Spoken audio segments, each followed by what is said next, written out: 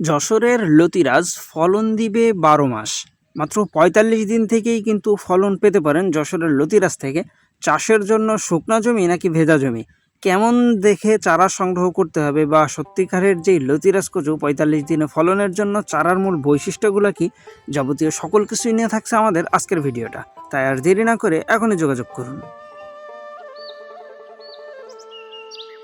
দেশ ও দেশের বাইরে থেকে যে বা যারা আমাদের আজকের ভিডিওটি দেখছেন সকলকে জানাই আন্তরিক শুভেচ্ছা ও অভিনন্দন। প্রিয় দর্শক, বর্তমান সময়টা যেহেতু ধান কাটার পর একটা ফাঁকা অবস্থাতে আছে ম্যাক্সিমাম সারা বাংলাদেশের জমিগুলাই, আর ইতিমধ্যে অনেকেই কিন্তু বর্তমানে শীতের যে সবজিগুলা চাষ করতেছেন, আবার অনেকে আছেন যারা দীর্ঘমেয়াদী ফসল চাষ করার একটা পরিকল্পনা করতেছেন। তো স্বাভাবিকভাবে যশোরের যে লতিরাজ কচুটা আমরা প্রতিনিয়ত চাষ সম্পর্কে তথ্যগুলা দিয়ে থাকি বা চারাগুলা ডেলিভারি করে থাকি, এটার একটা অন্যতম কারণ হলো এই চাষটা বর্তমান সময়ে মাত্র ৪৫ দিনের ভিতরে ফলন আসে, আবার একটানা ১০ মাস পর্যন্ত ফলন দেয়। আর যার কারণে কিন্তু এই চাষটাকে বর্তমান সময়ের একটা সেরা চাষ বলা হয়। আর যেহেতু বর্তমান বাজার যদি আপনি বিবেচনা করেন, আজকে থেকে আগামীকালকে লতির দাম ২ টাকা হলেও বেশি হয়, আর এর পরবর্তী দিনে আরেকটু বেশি হবে। এভাবে আস্তে আস্তে কিন্তু লতির দামটা এখন দিন যাবে আর ২ থেকে আড়াই মাস বা ৩ মাস, অর্থাৎ আপনার রমজানের আশেপাশে লতির দাম কিন্তু ১০০ টাকা প্লাস থাকবে কেজি। যার জন্যই কিন্তু আমাদের সেরকমভাবে আমরা চারা রোপণ করতেছি বা আমাদের চাষগুলো চলতেছে। অনেকেই আছে যারা বর্তমান সময়টা ওই রমজানকে কেন্দ্র করেই লতি কচুর চাষ করতেছেন। ইতিমধ্যে নতুন গাছগুলাতে আমাদের এই যে বেশ কিছু ফলনও চলে আসছে। যেহেতু আমি দীর্ঘদিন যাবৎ এই লতি কচু চাষের সাথে সম্পৃক্ত, নতুন রানিং জমি বা রোপণকৃত জমি, পুরাতন জমি, সব রকম জমি মোটামুটি আপনাদের দোয়াতে আমার কাছে আছে। আর সেগুলো আপনাদের সামনে তুলে ধরার জন্য চেষ্টা করি। যে দেখতেছেন আমার বেশ কিছু গাছেই কিন্তু অলরেডি লতি চলে আসছে। আর একটু ব্যস্ততা থাকার কারণে আমার জমিগুলো পরিষ্কার করানোটা হয়ে ওঠে না। এই যে দেখতেছেন বিপুল পরিমাণ আগাছা জন্ম নিছে।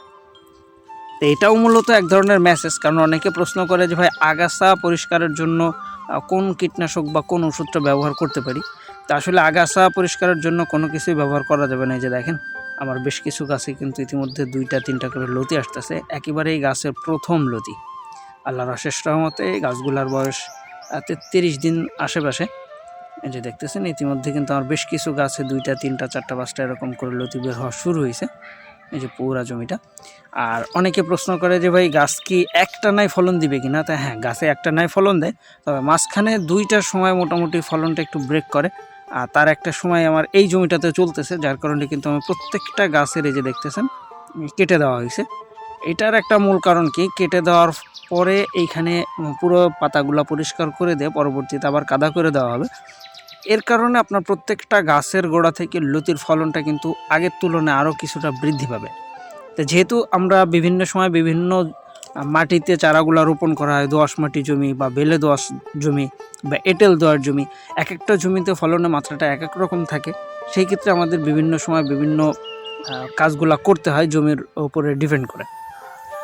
আর এই যে দেখতেছেন পুরাতন জমি যেটা, এই মাতৃ গাছগুলার বয়সও এখানে ১৪ মাস ওভার হয়ে গেছে। আমাদের মাতৃ গাছগুলো আমরা বিক্রিও করে দিছি। এখানে যা আছে সবই চারা।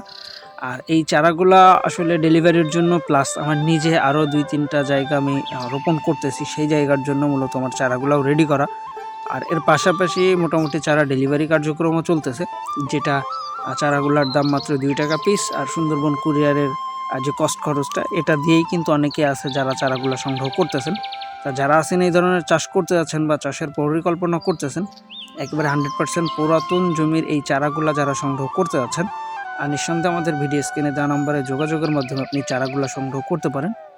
যেহেতু আজকেও ডেলিভারি আছে, আমি আপনাদেরকে তার কিছু অংশ দেখাবো আসলে কেমন চারাগুলো আমরা ডেলিভারি করতেছি, বা মূলত চারার কোন কোন বৈশিষ্ট্যগুলো দেখে বা জেনে আপনাকে চারা সংগ্রহ করলে আপনি ৪৫ দিনের ভিতরে ফলন পেতে পারেন। প্রথমত আপনাকে দেখতে হবে মাতৃ গাছের বয়সটা ১০ মাসের বেশি আছে কিনা। যদি মাতৃ গাছের বয়স ১০ মাসের বেশি থাকে, আর সেরকম জমির যদি ৪ ইঞ্চি সাইজেরও চারা আপনি রোপণ করতে পারেন, সেটাতেও কিন্তু আপনি মাত্র ৪৫ দিনের ভিতরে ফলন পাবেন। আর এখানে আমাদের বেশ কিছু চারা ডেলিভারি হচ্ছে, যেখানে মূলত কয়েকজন ভাই মিডিয়াম সাইজের চারা নেওয়ার জন্য বলছিল, কয়েকজন বড় সাইজের চারা, আবার কয়েকজন বলছিল ছোট সাইজের। আমাদের সেই প্রসেসিংটা চলতেছে। তা যারা আছেন এই ধরনের চাষ করতে যাচ্ছেন বা চারা সংগ্রহ করতে যাচ্ছেন, অবশ্যই আমাদের ভিডিও স্ক্রিনে দেওয়া নম্বরে যোগাযোগের মাধ্যমে আপনি চারাগুলো সংগ্রহ প্লাস এটা চাষের জন্য যেই ব্যবস্থাপনা, সার ওষুধের ব্যবস্থাপনাটা যাবতীয় সকল কিছুই কিন্তু জেনে নিয়ে আপনি সঠিকভাবে যশোরের লতিরাজ কচুটা চাষ করতে পারেন, যেহেতু বর্তমান সময়ের সেরা চাষ যশোরের লতিরাজ। তো প্রিয় দর্শক, এই ছিল আজকের ভিডিওটা। সবাই ভালো থাকবেন, সুস্থ থাকবেন, আল্লাহ হাফেজ।